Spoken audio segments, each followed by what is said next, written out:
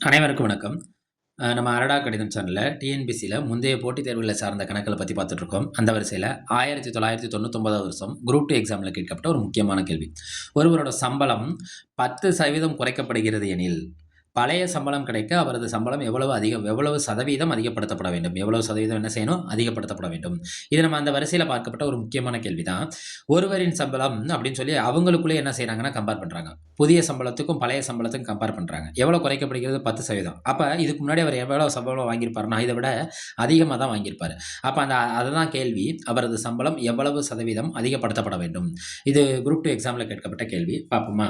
இந்த குறைக்கப்படுகிறது, அதிகப்படுத்தப்படுகிறது இந்த மாரி கணக்குகளுக்கு கொஞ்ச நேரத்துக்கு முன்னாடி நம்ம பழைய வீடியோல நம்ம சொன்னது தான். அதுக்கான ஃபார்முலாங்கிறது என்னன்னா, ஆர் பை அவன் குறைக்கிறதுன்னு சொன்னான்னா மைனஸ் போடுங்க. எதுலேருந்து மைனஸ் போடணும்? 100லேருந்து மைனஸ் போடுங்க.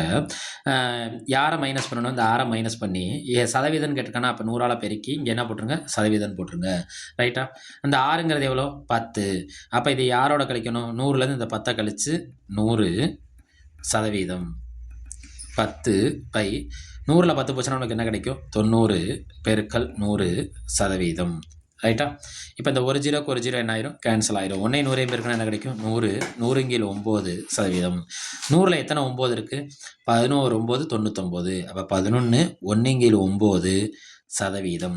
இதான் இதற்கான என்னவா இருக்கும்? விடையா இருக்கும். இந்த விடை புள்ளியில இல்லாம கலப்பு பின்னத்துல நம்ம கண்டுபிடிச்சதுக்கான காரணம் என்னன்னா, அவங்க குடுத்திருக்கிறதுல என்ன இருக்குன்னா, புள்ளியில எந்த விதமான எண்களும் இல்ல. ஒண்ணு முழு எண்கள்ல இருக்கு. இன்னொன்னு கலப்பு பின்னத்துல இருக்கு. அப்ப இதுக்கான விடைங்கிறது 11 1/9%. அடடா கணிதம் சேனல்ல லைக் பண்ணுங்க, சப்போர்ட் பண்ணுங்க, சப்ஸ்கிரைப் செய்யுங்க.